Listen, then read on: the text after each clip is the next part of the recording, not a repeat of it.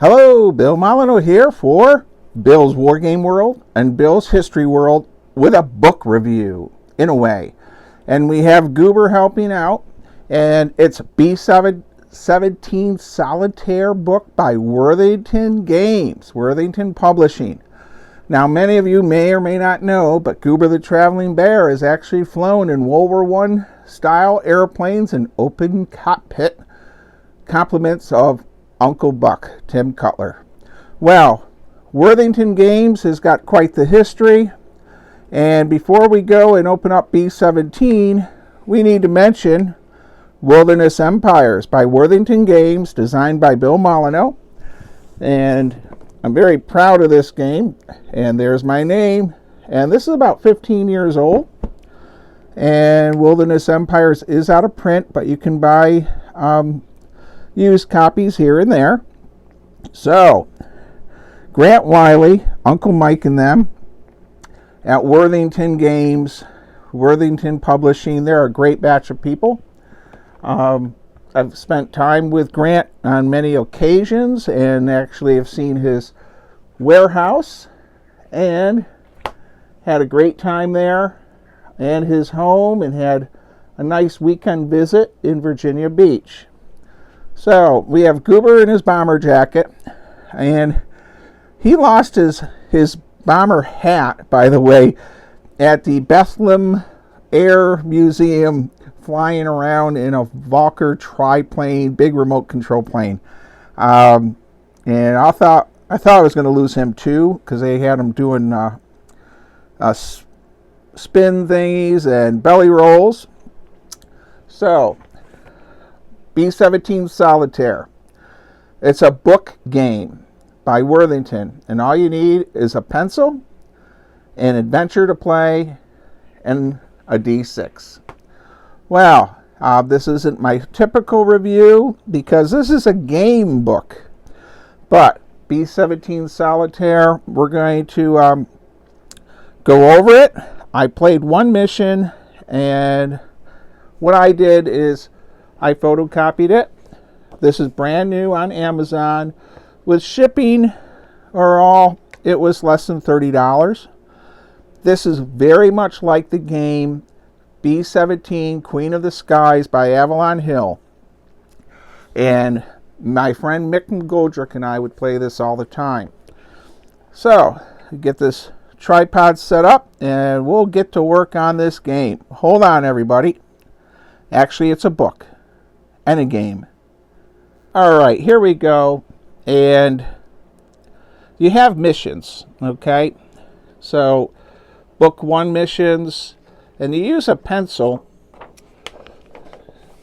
to mark your hits and such for your aircraft as you make your run out and back. I guess I should read the introduction. B-17 Solitaire places you in command of the American B-17 Flying Fortress bomber during World War II from 1942 to 44 bombing campaign. Your plane, also referred to as Bomber, Fortress, and Fort. The crew will face bad weather. It will face bad weather, chance circumstances, Axis air defenses, fighter planes determined to stop your bombing run, and so much more. What's nice about this is you can read the rules literally 3.5 pages. Okay. Now I know Grant Wylie pretty well, so I do need to let you know that that I do know him. I think Worthington Games is a great game company, but I still wanted to produce this video, and I try to do a book review once a month, and this was an easy one. It was 3 pages. So they have a lot of examples of play, and last night I reread that section, or night before last, and so here we have our grid.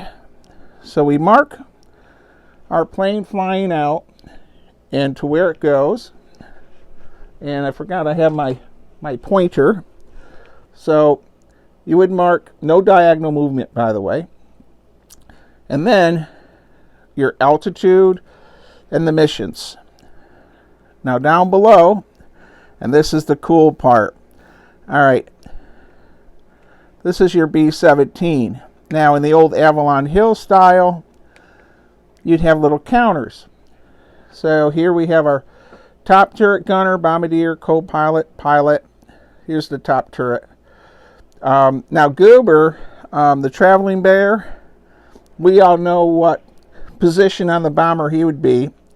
Being that he's only about 14 inches tall, they would stuff him in the ball turret and then pray that his the landing gear wasn't damaged in landing.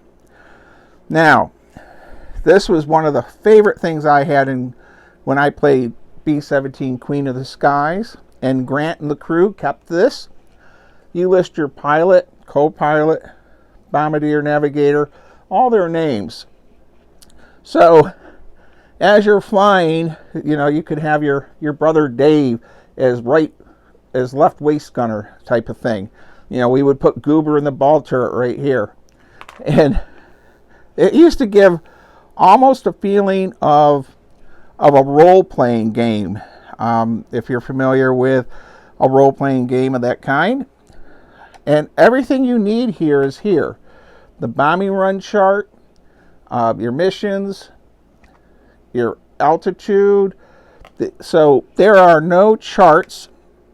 And one of the really neat things about this that was tedious with B-17 Queen of the Skies by Avalon Hill, which is a great game, and all the other updates that people have made, is everything is here. I don't have to go through the yellow chart and pink chart and keep rolling D6s. This is pretty fast. And you mark out the damage points, and then you have your mission log here. So one of the things about Avalon Hill's B-17 Queen of the Sky, very, very realistic. But there was a time you would just do endless die rolls. You would get a roll for where the location was of the plane attacked. So this boils it down to a very simple system. So here's another raid. We have France. Now as you go on, the missions are getting tougher and tougher. Here is the German sub base in Kiel. And so you'll be flying way out to here from here. So you have a lot of missions here. Now, I've had a couple people say in the previous, you can, once you mark out your markings, you can't use the particular game again. But if you think about it, how many times has someone played a game 50 times? I mean, you have a lot of missions here, and you can always make Xerox copies of your plane. That's an easy thing to do. And so I can't say Bombs Away with Grant Wylie. I own many of their book games. These were a great idea when COVID hit and they couldn't get things published. So this is not necessarily a book review of a real book. But if you're interested in World War II bombers and you don't want to learn how to play a complex war game, especially if you're on my history channel, this is a great game. Sit at the kitchen table or play this on the coffee table while watching 12 o'clock high. And, you know, I'm going to use an example of the park rangers at Fort Frederick. So my pilot, of course, would be Ranger Bob Studi, Ranger Robert Ambrose, with the bombardier probably be, Ranger Rat, navigator would be Nick, and so forth. And of course, the ball turret gunner would be Goober, because he volunteers at Fort Frederick. So you could do the same thing with your friends or relatives, And I just think that gives this and also B-17 Queen of the Skies by Evelyn Hill and other reprints of that extra flavor. So, Goober the Traveling Bear, get him in the camera. So Goober says, 2 paws up, but we only can do 1 because we're trying to do the camera. Sometimes I do the slideshow style book reviews, and other times I do this sort of live book review. Can you leave a comment and let me know which you like better? This is more of off the cuff, where the slideshow one is more of I try to write up a little script and all. So, B-17, Solitaire, Mike Wylie, which I call Uncle Mike, Sean Cook, Grant Wylie, and his wife, Miss Chris. She's wonderful also. She spent the whole day with my wife a year ago in Virginia Beach. All you need is a die, a pen, and a sense of adventure to play. This is a great deal on Amazon. You really should get it. And Grant doesn't even know I'm doing this video or book review, so he'll probably be surprised. I don't know if he even watches my channel much. He's very busy. So, like always, Goober and I will say, stay safe, be kind, be courteous, and we hope someday the rain will stop so we can spray paint our ceiling on about 600 French Indian War figures and get this Fort William Henry game going. All right. Thanks for watching, everyone.